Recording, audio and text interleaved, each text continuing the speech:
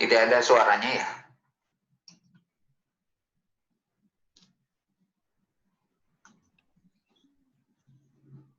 Mas Andri, belum masuk suaranya.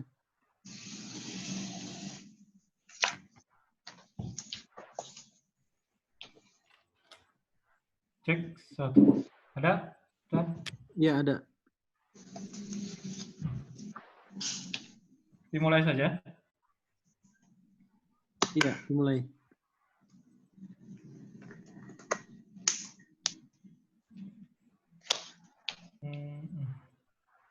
Bentar. Ya, bismillahirrahmanirrahim. Assalamualaikum warahmatullahi wabarakatuh. Waalaikumsalam. Alhamdulillah. Alhamdulillahilladzi arsala rasulahu bil huda wa dinil haqq liyudhhirahu 'ala dini kulli wa kafaa billahi shahida. Asyhadu an la ilaha illallah wahdahu la syarika lah wa asyhadu anna Muhammadan abduhu wa rasuluh. Allahumma shalli 'ala Muhammadin wa 'ala alihi wa sahbihi ajmain. Ikhwati fillah yang dirahmati Allah, alhamdulillah pada Selasa malam ini kita bisa bersilaturahmi kembali dalam kajian sunnah yang insya Allah nanti akan dibawakan oleh Ustaz Wawan Kurniawan SHI MHI. Ini adalah pertemuan kedua ya Ustaz ya, yang sebelumnya Keempat. Oh, keempat. Ya, ini pertemuan keempat tentang 10 langkah mudah memahami sunnah gitu ya. Dan tidak saya banyak mengantarkan, lebih baik langsung aja Ustaz Wawan untuk menyampaikan materinya. Terima kasih. Baik. Bismillahirrahmanirrahim. Assalamualaikum warahmatullahi wabarakatuh. Waalaikumsalam warahmatullahi wabarakatuh. Innal hamdalillah nahmaduhu wa nasta'inuhu wa nastaghfiruh. Wa na'udzu billahi min shururi anfusina wa min sayyiati a'malina. May yahdihillahu fala mudilla lahu wa may yudlil fala hadiya lahu. Wa asyhadu an la ilaha illallah wahdahu la syarika lah. Wa asyhadu anna Muhammadan abduhu wa rasuluh sallallahu alaihi wa ala alihi wa sahbihi wa sallima tasliman katsira. Ya ayyuhalladzina amanu taqullaha haqqa tuqatih wa la tamutunna illa wa antum muslimun. Allahumma shalli wa sallim ala nabiyyina Muhammad wa ala alihi wa sahbihi wa man tabi'ahum bi ihsanin ila yaumiddin. Ikhwan wal akhwati fillah, azakumullah. Alhamdulillah di kesempatan malam hari ini kita bisa kembali bersama dalam kajian rutin di setiap hari Senin yang bahasan kita adalah pembahasan sebagaimana yang ditulis oleh penulisnya, yaitu Dr. Khalid Abdul Karim Al-Hakim dalam bukunya Mafatih Tadabbur Sunnah, tentang kunci-kunci sukses tadabbur sunnah. Ya, tadabbur ya hadis-hadis Nabi Shallallahu Alaihi Wasallam. Beberapa hal yang sudah kita sampaikan, bahkan mungkin ada 2 poin yang sudah kita sampaikan, bahwa kunci sukses untuk memahami sunnah Rasul Shallallahu Alaihi Wasallam, ya tadabbur sunnah, di antaranya hal yang sudah kita sampaikan adalah berkaitan dengan kunci yang pertama adalah cinta terhadap ya sunnah Rasul Shallallahu Alaihi Wasallam. Yang kedua adalah berkaitan, ya kunci yang kedua adalah berkaitan dengan ahdaf, tujuan dari mempelajari ya sunnah Rasul Shallallahu Alaihi Wasallam. Dan di antara poin-poin yang ya akan dibahas yang berkaitan dengan kunci yang kedua, yaitu memahami, mengetahui tentang tujuan yang membaca sunnah Rasul Sallallahu Alaihi Wasallam, adalah poin yang kedua, yaitu pembahasan yang berkaitan dengan al-amal. Ya, al-hadafu tsani. Tujuan yang kedua setelah tujuan yang pertama, bahwa kita mempelajari sunnah adalah untuk mendapatkan ilmu, maka yang kedua adalah tujuannya adalah untuk diamalkan. Ikhwan fillah azakumullah, tentu ya keberadaan tujuan ini ya dalam diri seorang muslim merupakan suatu dorongan yang kuat untuk menaruh perhatian ya terhadap sunnah, menerimanya, menyibukkan diri dengan sunnah Rasul Shallallahu Alaihi Wasallam dan berusaha untuk mendapatkan ya sunnah Rasul Shallallahu Alaihi Wasallam. Oleh karena itu, ya apabila seorang muslim mengetahui bahwa di dalam sunnah Nabi Shallallahu Alaihi Wasallam itu terdapat berbagai hal yang dapat mewujudkan an-najat, mewujudkan kesuksesan, wal hayatut thayyibah, dan sampainya seseorang kepada kehidupan yang lebih baik, ya, maka tidak ada jalan lain, ya, adalah kita harus memahami sunnah Rasul Shallallahu Alaihi Wasallam. Kaitan dengan yang mengamalkan sunnah Rasul Shallallahu Alaihi Wasallam. Ada 3 catatan, ikhwan fillah. Ya, ini sebagai motivasi, dorongan kepada kita agar kita bisa mengamalkan sunnah Rasul Shallallahu Alaihi Wasallam. Poin yang pertama adalah, ya, yang pertama adalah hirsus salaf alal amali bisunnah. Hirsus salaf alal amali bisunnah. Tentang bagaimana keseriusan usaha para salafus saleh untuk mengamalkan sunnah Rasul Shallallahu Alaihi Wasallam. Ya. Dan para salafus saleh ya adalah orang-orang yang telah memahami tujuan ini. Bahwasanya mereka senantiasa mengaitkan antara ilmu dan amal. Bahkan mereka senantiasa saling mewasiatkan dan menekankan ya untuk berilmu dan beramal sesuai dengan ilmunya. Dan perhatian mereka pula, ikhwan fillah, bukan hanya sekedar meriwayatkan saja, namun ya mereka senantiasa mengaitkan periwayatan hadis Nabi Shallallahu Alaihi Wasallam itu dengan pengamalannya, bahkan senantiasa menghubungkan dengan semua segi kehidupan para sahabat. Ada beberapa contoh tentang keseriusan para sahabat untuk mengamalkan ya sunnah Rasul Shallallahu Alaihi Wasallam. Di antaranya adalah sebuah hadis yang disebutkan oleh Imam Ahmad dalam kitabnya Musnad Ahmad yang disebutkan oleh sahabat Abu Bakar As-Siddiq radhiyallahu anhu. Beliau berkata, ya, apa yang dikatakan oleh Abu Bakar, lastu tarikan syai'a kana Rasulullah sallallahu alaihi wasallam ya'malu bihi illa amiltu bihi.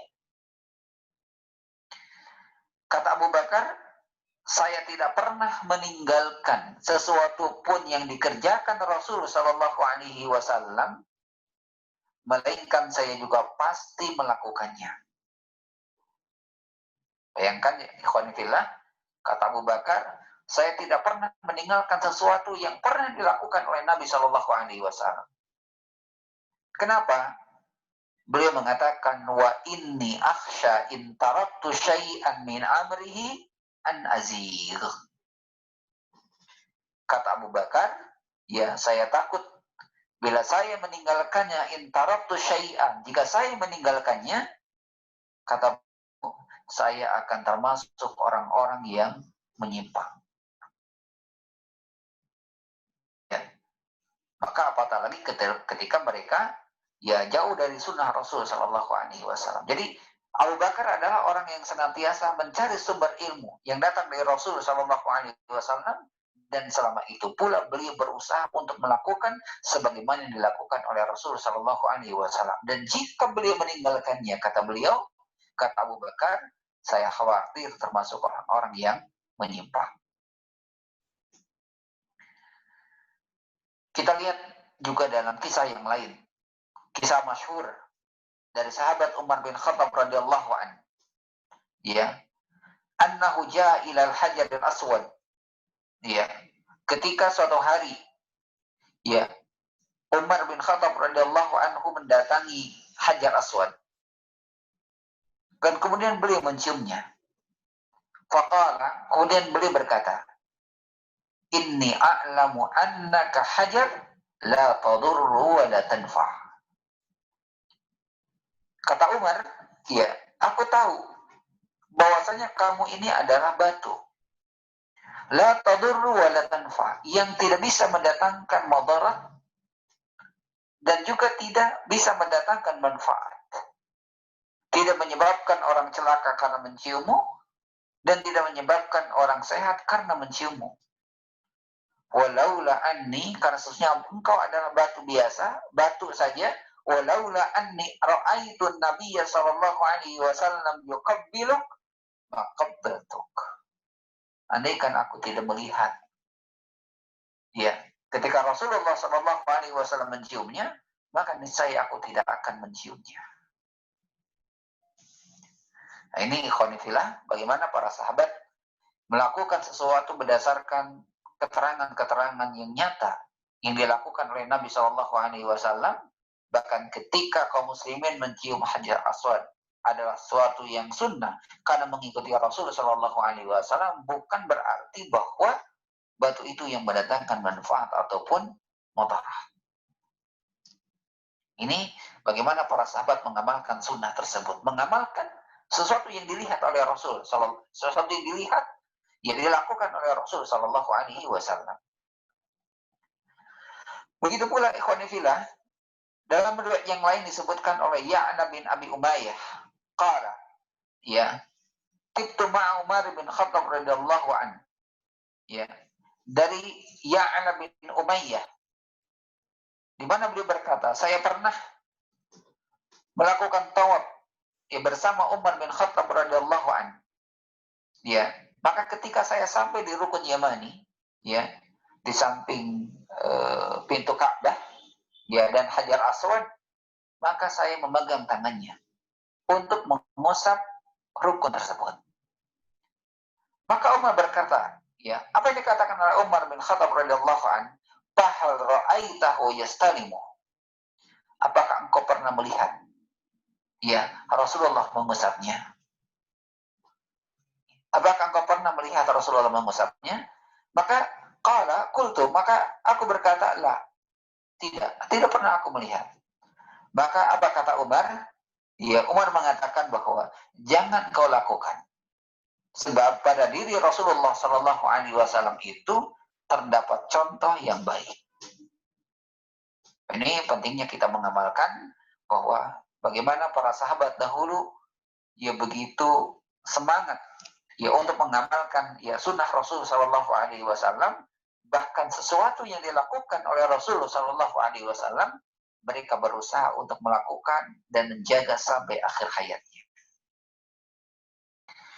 Begitu pula jemaah sekalian, dikatakan oleh Sa'id bin Al-Musayyib, ya, dikatakan oleh Sa'id bin Al-Musayyib, ya, beliau berkata, ra'aitu Utsman radhiyallahu anha qa'idan fil maqa'in, ya, saya pernah melihat Utsman bin Affan duduk di kursi, ya, lalu ia meminta makanan untuk dimasak dengan api, ya, minta makanan yang dimasak dengan api. Fa'akuluh, ya, ketika selesai, ya, ia makan makanan tersebut, lalu kemudian dia bangkit untuk salat dan langsung mengerjakan salat, ya. Thumma qala Utsman, kemudian, ya, Utsman berkata, ya, kemudian Utsman, ya, berkata kepada Sa'id bin Al-Musayyib, ya, beliau mengatakan, ya, aku duduk seperti duduknya Rasulullah Shallallahu Alaihi Wasallam, wa akaltu ta'am Rasulullah Shallallahu Alaihi Wasallam, dan aku makan seperti makannya Rasul Shallallahu Alaihi Wasallam. Dan bahkan kemudian beliau mengatakan, wasallaitu salata Rasulillah Shallallahu Alaihi Wasallam, dan aku sholat seperti sholatnya Rasul Shallallahu Alaihi Wasallam.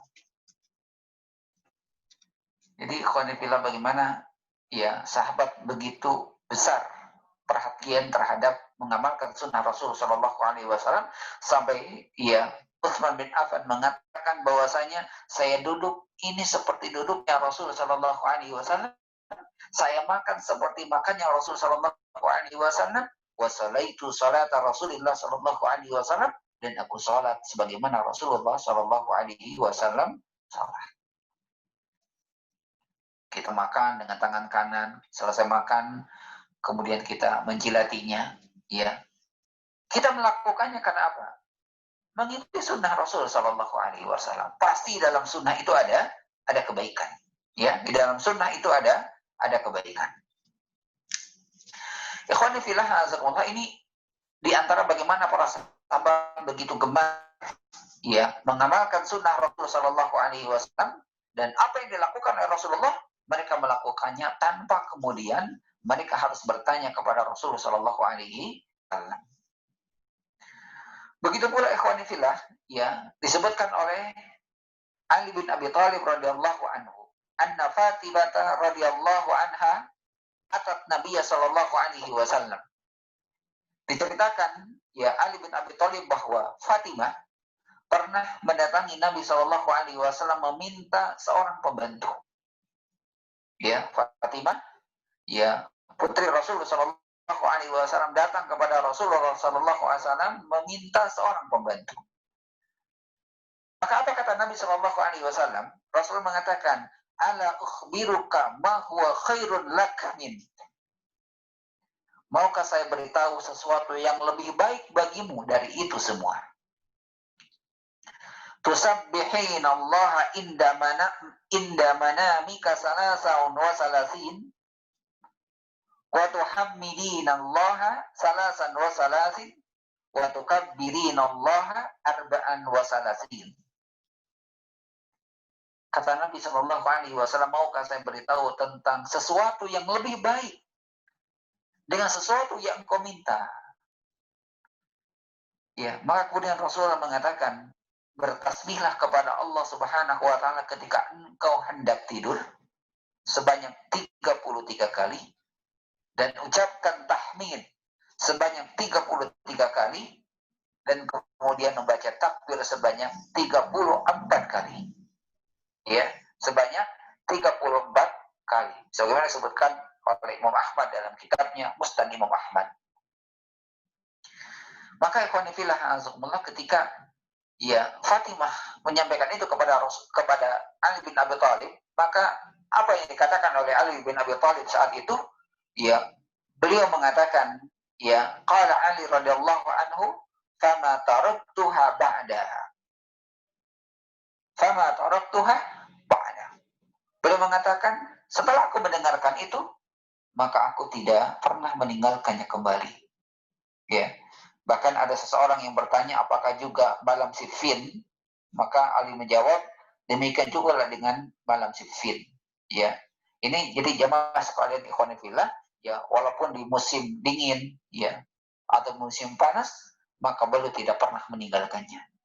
Bayangkan ikhwan fillah, para sahabat begitu antusias mengamalkan sesuatu yang dilakukan oleh Nabi Shallallahu Alaihi Wasallam, dan Fatimah sendiri memilih sesuatu yang lebih baik, ya, sesuatu yang lebih baik.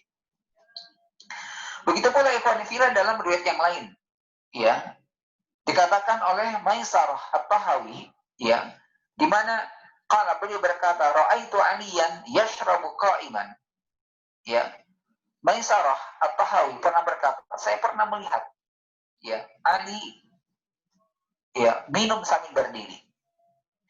Maisarah berkata, kemudian saya bertanya, kenapa engkau minum sambil berdiri? Ya, kenapa engkau minum sambil berdiri? Ya, ini pertanyaan sahabat Ali bin Abi Thalib. Ya. Kemudian apa kata Ali bin Abi Thalib? Inna ashrabu qa'iman faqad ra'aitu Rasulullah sallallahu alaihi wasallam yashrabu qa'iman. Ali mengatakan bahwa saya minum sambil berdiri karena saya pernah melihat Rasulullah Shallallahu Alaihi Wasallam minum dengan berdiri dan saya minum dengan duduk juga karena saya pernah melihat Rasulullah Shallallahu Alaihi Wasallam minum sambil duduk. Inilah ya tentu kapan Rasulullah Shallallahu Alaihi Wasallam minum sambil duduk, tentu ada keterangan yang lainnya. Sebagaimana ketika selesai tawaf, kemudian salat sunat atau sebelumnya adalah minum hajar aswad, maka tidak mengapa, ya minum sambil berdiri, ya dalam kondisi-kondisi tertentu, ya. Tetapi dalam kondisi-kondisi yang lain, maka tetap bahwasannya larangan untuk ya minum sambil berdiri. Ya, begitu pula Ibnu Fil dikatakan oleh Ibnu Umar, ya dikatakan oleh Ibnu Umar radhiyallahu anhu, qala bainama ya nahnu nusalli ma'a Rasulillah sallallahu alaihi wasallam. Ya. Kata beliau, ya. Ketika kami sedang sholat, ya, bersama Rasulullah sallallahu alaihi wasallam, tiba-tiba ada seorang laki-laki dari suatu kaum mengucapkan Allahu akbar kabira walhamdulillahi katsira wa subhanallahi bukratan wa asila. Ya. Maka Rasulullah Shallallahu Alaihi Wasallam ketika selesai, kemudian beliau bertanya, siapa yang mengucapkan kalimat ini dan seperti ini? Allahu Akbar kabira, walhamdulillahi katsira, wa subhanallahi bukratan wa asila. Ya, orang tadi berkata, ana ya Rasulullah. Ya, ana ya Rasulullah, saya ya Rasulullah. Qala ajibtu laha fatahtu laha abwabas sama. Kata Rasulullah sallallahu alaihi wasallam, saya takjub dengan kalimat-kalimat tadi. Futihat laha abwabus sama. Pintu-pintu langit telah dibuka dengan kalimat-kalimat itu. Ya, kemudian Ibnu Umar mengatakan, saya tidak pernah meninggalkan kalimat tersebut. Sejak kapan? Sejak saya mendengarnya dari Rasulullah Sallallahu Alaihi Wasallam, ya, sejak mendengarnya dari Rasulullah Sallallahu Alaihi Wasallam.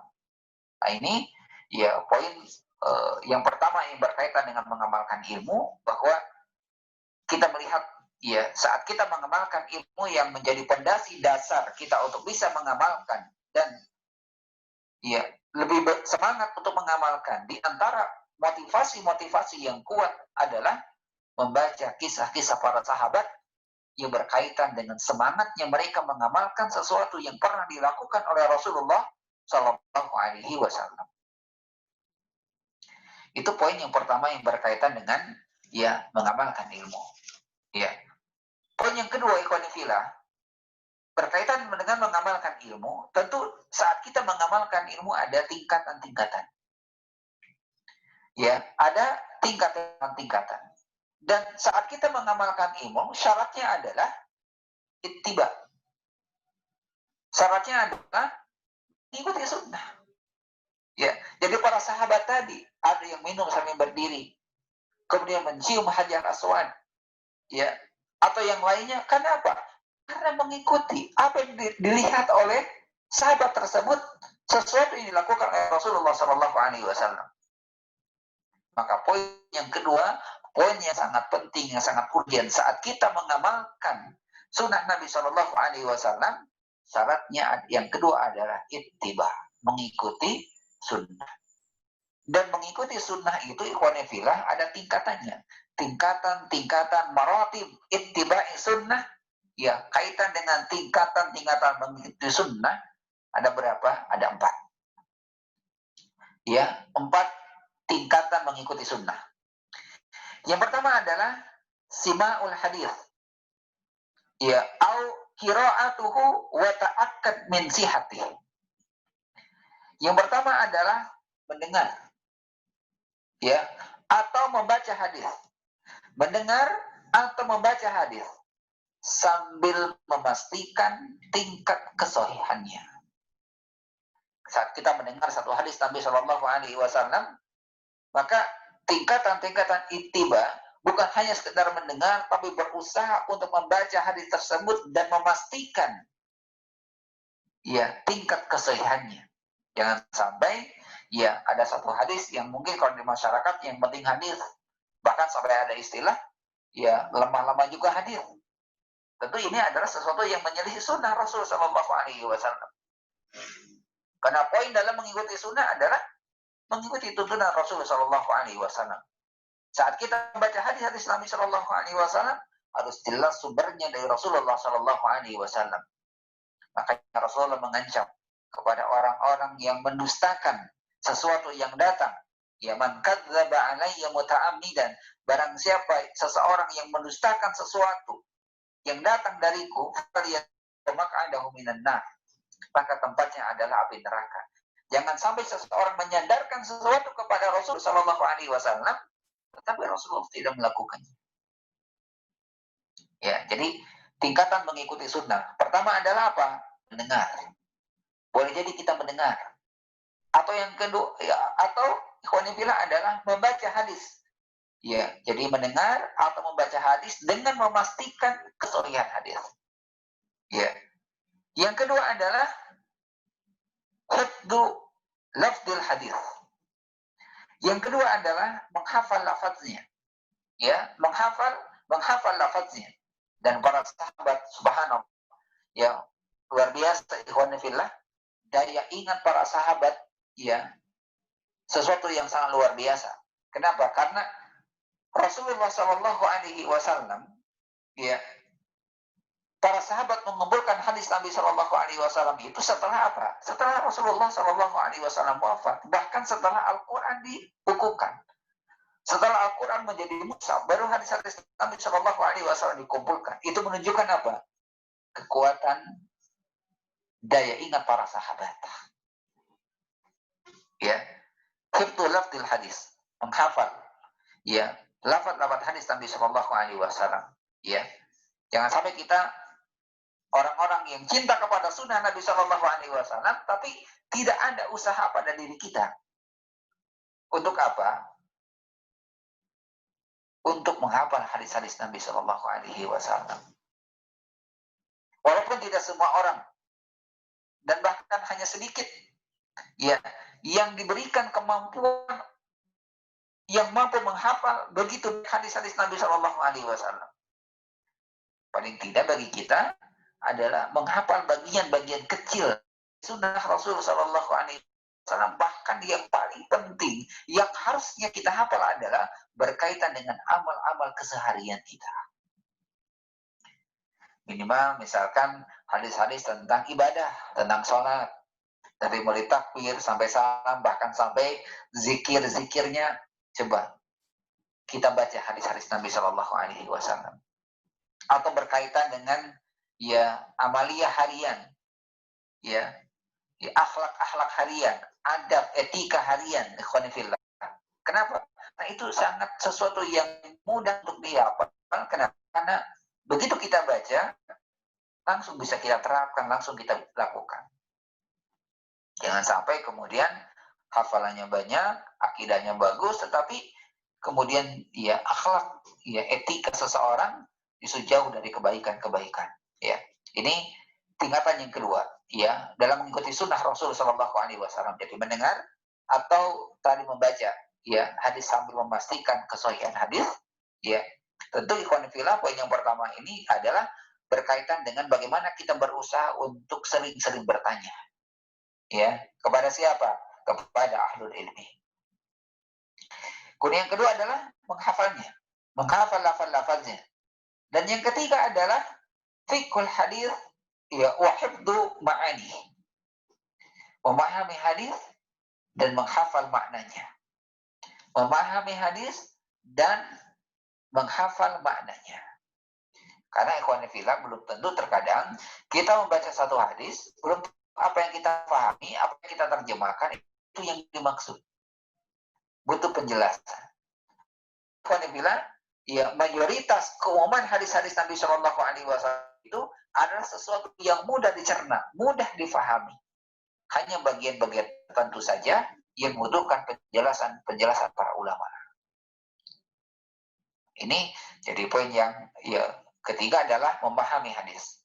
Memahami, kalau sudah paham, ya kemudian maknanya, mengetahuinya, ya, maka poin tingkatan yang terakhir, yang keempat dalam mengikuti sunnah adalah al-amalu wa tanfiz, adalah mengamalkan dan melaksanakannya. Ya, mengamalkan dan melaksanakannya. Walaupun terkadang ikhwan fillah, ya, kita melakukan sesuatu tanpa mengetahui ilmunya. Tidak mengapa selama, ya, ilmu yang sampai kepada kita adalah datang dari sesuatu yang benar, ya, sesuatu yang benar. Nah, ini jadi poin yang kedua yang berkaitan dengan bagaimana kita mengamalkan, ya, sunnah Rasulullah SAW. Selain kita membaca tentang kisah perjuangan para sahabat dalam mengamalkan sunnah Nabi SAW, dan ikatan yang kedua, poin yang kedua yang berkaitan dengan mengamalkan sunnah adalah, ya, mengikuti ittiba, ya, mengikuti sunnah sesuai dengan tuntunan Rasulullah SAW.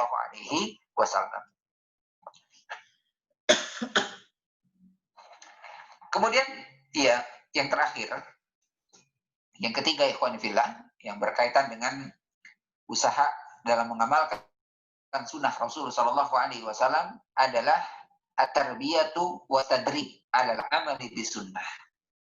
Ini penting ikhwan fillah. Ya, tahapan-tahapan dalam mengamalkan sunnah. Ya, yang ketiga adalah apa? At-tarbiyah. Ya, tarbiyah wa tadrib. Adanya pendidikan dan latihan untuk mengamalkan sunnah Nabi SAW. Ya, adanya latihan, adanya pendidikan dan untuk mengamalkan sunnah Rasulullah SAW. Ya, mengamalkan dan mempraktekkan, ya, sunnah-sunnah Rasulullah SAW itu membutuhkan tahapan-tahapan, membutuhkan tahapan sedikit demi sedikit. Ya, oleh karena itu dimulai sejak kapan? Sejak dini, sejak anak-anak, sehingga ada membangunnya, ya, dan kesempatan yang memadai untuk apa? Melatih dan mengulang-ulang sehingga tertanam menjadi sebuah kebiasaan, ya, tarbiyah sahihah. Jadi kebiasaan pendidikan yang baik. Ya, makanya penerapan amalan kebaikan itu, ya, masih ditanamkan dari sejak dini, dari sejak kecil.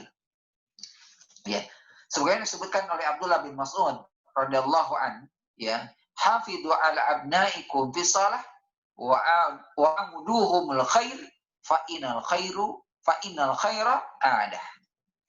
Ya, kata Abdullah bin Mas'ud mengatakan bahwa jagalah anak-anak kalian. Jagalah anak-anak kalian agar senantiasa melaksanakan sholat. Ya. Dan biasakanlah mereka untuk apa? Melakukan kebaikan. Kenapa? Fa innal khair, karena sesungguhnya kebaikan itu adalah ada sebuah kebiasaan. Kebaikan itu sebuah kebiasaan. Jadi kalau orang biasa melakukan kebaikan itu akan tertanam dalam dirinya, akan terbiasa pada dirinya untuk melakukan kebaikan-kebaikan. Tapi manakala dia tidak membiasakan kebaikan-kebaikan, maka sangat sulit untuk melakukan kebaikan-kebaikan tersebut. Bahkan dikatakan oleh sahabat Abu Hurairah radhiyallahu an, di mana beliau mengatakan, ya, ta'awadul khaira ada. Ya, beliau mengatakan bahwa saya biasakanlah untuk melakukan kebaikan. Ya, biasakan untuk melakukan kebaikan sehingga apa? Menjadi sebuah kebiasaan. Wa iyyakum adatus siwak, dan kemudian jauhilah kebiasaan-kebiasaan buruk dan kebiasaan-kebiasaan menunda-nunda kebaikan. Nah, ikhwan fillah azakumullah, bahkan ya bin Abi Sufyan, ya, di mana beliau mengatakan bahwa biasakanlah diri kalian untuk melakukan kebaikan. Kenapa? Karena aku pernah mendengar Rasulullah SAW bersabda, al khairu adah. Kebaikan itu adalah kebiasaan. Ya, kebaikan itu adalah kebiasaan. Ya, wasyarru lajajah. Sedangkan keburukan adalah kedurhakaan. Man yuridillahu bihi khairan yufaqihu fiddin. Maka barang siapa yang dikehendaki Allah, ya, untuk melakukan kebaikan, maka pasti Allah Subhanahu wa taala akan memahamkan pada dirinya urusan agamanya. Nah, ikhwani fillah ansakumullah, ini 3 poin penting yang berkaitan dengan bagaimana kita mengamalkan sunnah Rasulullah SAW. Dan poin yang terakhir tadi adalah tadarruj. Ada tahapan-tahapan dalam mengamalkan sunnah Rasul SAW. Tidak tiba-tiba kita melakukan sesuatu yang besar yang pada akhirnya ya akan menghilangkan kebaikan-kebaikan. Ya, sesuatu yang istijal, sesuatu yang tergesa-gesa untuk melakukan kebaikan tanpa diiringi dengan ilmu yang benar, maka yang seperti ini tidak akan lama bertahan, tidak akan kokoh, tidak akan istiqomah untuk senantiasa menjaga kebaikan-kebaikan itu. Nah, oleh karena itu, ikhwan fillah, azakumullah, ini ya poin yang kedua, ya dari kunci yang kedua, ya poin yang kedua dari kunci yang kedua adalah saat kita ya tadabbur sunnah, saat kita memahami sunnah Rasul Sallallahu Alaihi Wasallam, maka kunci yang kedua adalah ya kita mengetahui tentang tujuan daripada kita mempelajari sunnah Rasul Sallallahu Alaihi Wasallam, dan di antara poinnya adalah bagaimana kita berusaha mengamalkan sunnah Rasul Sallallahu Alaihi Wasallam dengan minimal 3 poin tadi yang sudah disebutkan. Yang pertama, ya sebagai motivasi dan dorongan kita untuk mengamalkan sunnah Rasul Sallallahu Alaihi Wasallam adalah kita membaca tentang usaha-usaha para sahabat untuk mengamalkan sunnah ya Rasul Sallallahu Alaihi Wasallam. Ya, walaupun mereka hanya melihat sekali, kemudian mereka melakukan dan bahkan mereka melakukannya tanpa berpikir panjang, ya tanpa berpikir panjang karena mereka yakin bahwasanya sesuatu yang datang dari Nabi Sallallahu Alaihi Wasallam adalah ya sebuah kebenaran. Kemudian yang kedua tadi yang sudah kita sampaikan bahwa ya masalah yang kedua yang berkaitan dengan mengamalkan sunnah Rasulullah Sallallahu Alaihi Wasallam, syaratnya yang kedua adalah ittiba, mengikuti. Tentu ada tingkatan-tingkatan, ya tingkatannya tadi ada 4 yang saya sebutkan.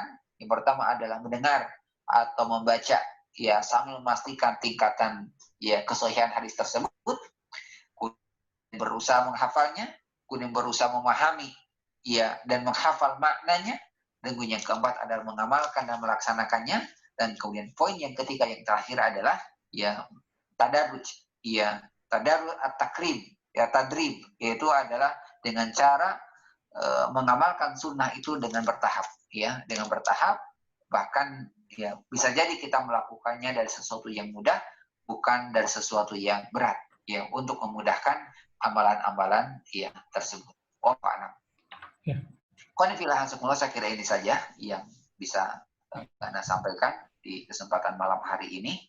Tentunya mudah-mudahan ya kita senantiasa diberikan keistiqomahan Sallallahu Alaihi Wasallam, dan insya Allah pada poin yang ketiga, ya, pada poin yang kedua, insya Allah pada pekan depan kita akan membahas ya poin yang ketiga dari kunci yang kedua, ya adalah tujuan daripada mengamalkan sunnah Rasulullah Sallallahu Alaihi Wasallam adalah diantaranya untuk mengharapkan pahala di hadapan Allah Subhanahu Wa Taala. Mungkin nanti insya Allah kita akan bahas pada kesempatan yang akan datang, insya Allah. Ya. Terima kasih, Ustaz. Kayaknya ada tanya jawab nggak, Ustaz?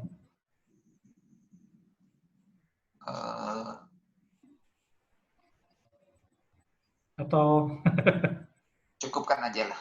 Cukup aja. Oke, alhamdulillah pada Selasa malam ini, malam Selasa ini kita sudah mendapatkan banyak ilmu malam ini. Mudah-mudahan semangat kita untuk mengamalkan sunnah-sunnah Nabi Shallallahu Alaihi Wasallam itu terus ada dalam diri kita, dan bagaimana kemudian mengamalkannya. Kalau tadi sebutkan terakhir itu secara bertahap gitu, sedikit demi sedikit. Karena amalan yang dicintai Allah itu amalan yang sedikit tapi istimror gitu ya. Mungkin itu saja. Mungkin mohon maaf nggak ada pertanyaan dan kita sudahi saja untuk acara kajian sunnah malam ini dengan ditutup dengan istighfar, doa kafarat majelis, dan hamdalah. Astagfirullahaladzim, subhanakallahumma wa bihamdika, asyhadu an la ilaha illa anta, astaghfiruka wa atubu ilaik. Alhamdulillahirabbil alamin. Mohon maaf bila mana ada kekurangan dari pembawaan pas kali ini. Assalamualaikum warahmatullahi wabarakatuh. Waalaikumsalam warahmatullahi wabarakatuh.